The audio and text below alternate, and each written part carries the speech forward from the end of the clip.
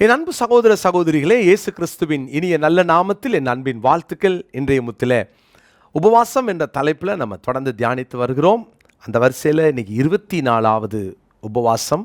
யோவேல் தீர்க்கதரிசன புஸ்தகத்தினுடைய 1ஆம் அதிகாரம் 14வது வசனத்தில் நான் வாசிக்கிறேன். பரிசுத்த உபவாச நாளை நியமியுங்கள், விசேஷித்த ஆசரிப்பை கூறுங்கள், மூப்பரையும் தேசத்தின் எல்லா குடிகளையும் உங்கள் தேவனாகிய கர்த்தரின் ஆலயத்திலே கூடிவர செய்து கர்த்தரை நோக்கி கூப்பிடுங்கள். இங்கே யோவேல் தீர்க்கதரிசி ஒரு மிக முக்கியமான ஒரு ஃபாஸ்டிங்கை இங்கே அறிவிக்கிறார். யோவேல் தீர்க்கதரிசன புஸ்தகத்தில் 2 உபவாசங்கள் உண்டு. 1ஆம் அதிகாரத்தில் சொல்லப்பட்ட உபவாசம். இந்த யோவேல் தீர்க்கதரிசி கிமு 850வது வருஷத்தில் வாழ்ந்தவர் என்று நம்பப்படுகிறது. இதில் ரொம்ப முக்கியமான காரியம் என்னென்னா, யோவேல் தீர்க்கதரிசி மற்ற சின்ன தீர்க்கதரிசிகளிலே வேறுபட்டவர். இவருடைய காலத்தில் நம்ம கவனித்து பார்த்தோன்னா பயங்கரமான இயற்கை பேரிடர் ஒன்று வந்தது. யோவேல் 1ஆம் அதிகாரத்தின் 5, 7, 12 இந்த வசனங்கள்லாம் பார்த்திங்கன்னா மிகப்பெரிய பஞ்சத்தை அவர்கள் சந்திக்கிறார்கள். தண்ணீர் இல்லை, தண்ணீர் கஷ்டம். 1ஆம் அதிகாரத்தின் 1வது வசனத்திலிருந்து 2ஆம் அதிகாரம் 17ஆம் வசனம் வரைக்கும் இது யூதாவின் மேல் தேவன் நியாய தீர்ப்பை குறித்து நீங்கள் பார்க்கலாம். யூதாவின் மேல் ஆண்டவருக்கு வந்த நியாய தீர்ப்பு. அப்போது இந்த நியாய தீர்ப்பு எப்படிப்பட்டதாக இருந்துச்சு அப்படின்னு பார்த்தீங்கன்னா, 4வது வசனம், 1ஆம் அதிகாரம் 4ஆம் வசனம், வெட்டுக்கிளிகளால் வந்த சேதம். பயங்கரமான வெட்டுக்கிளிகள் வந்து தேசத்தை சேதப்படுத்தியது. 5ஆம் வசனத்திலிருந்து 7ஆம் வசனம் வரைக்கும் பாருங்கள், இராணுவத்தினால் வந்த சேதம். அங்கே ஜனங்க யுத்த வீரர்கள் வந்து தேசத்தை பாழாக்குறாங்க. இராணுவத்தினால் வந்த சேதம். 8ஆம் வசனத்திலிருந்து 12ஆம் வசனம் வரைக்கும் யூதாவினுடைய அழிவை, புலம்பலை நாம் பார்க்கிறோம். இந்த ஜனங்க புலம்புறாங்க, ஜனங்க அங்கே அழிவை சந்திக்கிறாங்க. 13வது 14வது வசனத்தில் தான் இந்த மனம் திரும்புவதற்கான அழைப்பை குறித்து நம்ம படிக்கிறோம். அருமையான கர்த்தருடைய பிள்ளைகளே, இந்த யோவேல் அறைக்கூவல் கொடுத்த இந்த ஃபஸ்ட்டு ஃபாஸ்டிங்கில் ஒரு 3 காரியத்தை நான் சொல்ல விரும்புகிறேன். ஆண்டவர் சொல்கிறாரு, பரிசுத்த உபவாச நாளை நியமியுங்கள்.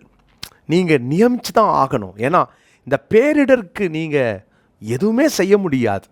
இயற்கை பேரிடர்கள் வந்தால் தேவ சமூகத்தில் ஃபாஸ்டிங் இருக்கிறத விட, தேவ சமூகத்தில் தாழ்த்துவதை விட வேறு வழியே கிடையாது. நமக்கு கொரோனா ஒரு பெரிய பாடம் கற்றுக் கொடுத்தது. இப்போது அடிக்கடி சந்தித்து கொண்டிருக்கிற பெரிய வெள்ளச்சேதங்கள் ஒரு பெரிய பாடம் கற்றுக் கொடுக்கிறது.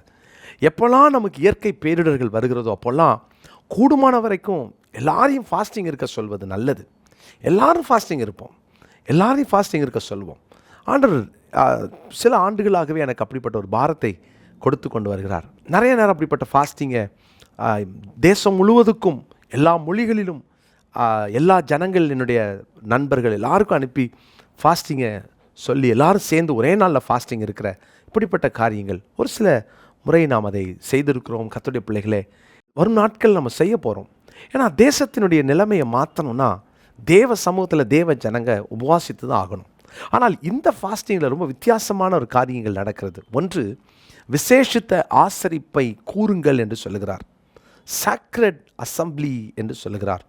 இந்த பரிசுத்த ஆசரிப்பு எல்லாரும் வாங்க. அந்த சாக்ரட் அசம்பிளி, விசேஷித்த ஆசரிப்பு என்று தமிழில் இருக்குது. அதனுடைய அர்த்தம் என்ன?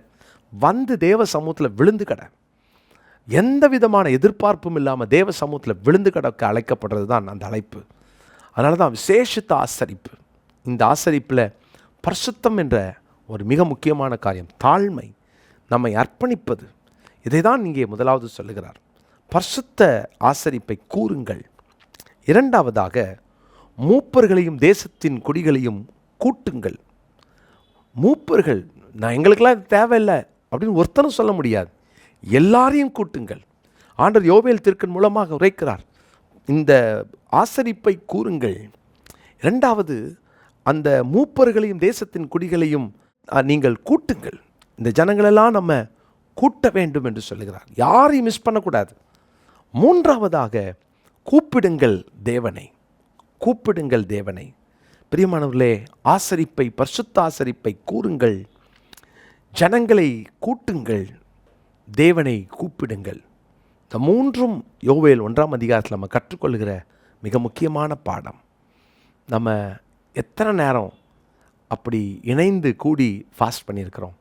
ஃபாஸ்ட் பண்ணுங்கள், தனியாக ஃபாஸ்ட் பண்ணுங்கள். இது ஒரு காமனாக எல்லாரும் இணைந்து ஒரு கார்ப்பரேட் ஃபாஸ்டிங் என்று கூட சொல்லலாம். எல்லாரையும் கூட்டுங்க, யாரையும் மிஸ் பண்ணாதீங்க, எல்லாரையும் கூட்டுங்க. தேவன் அப்படிப்பட்ட கிருபைகளை உங்களுக்கு தருவாராக.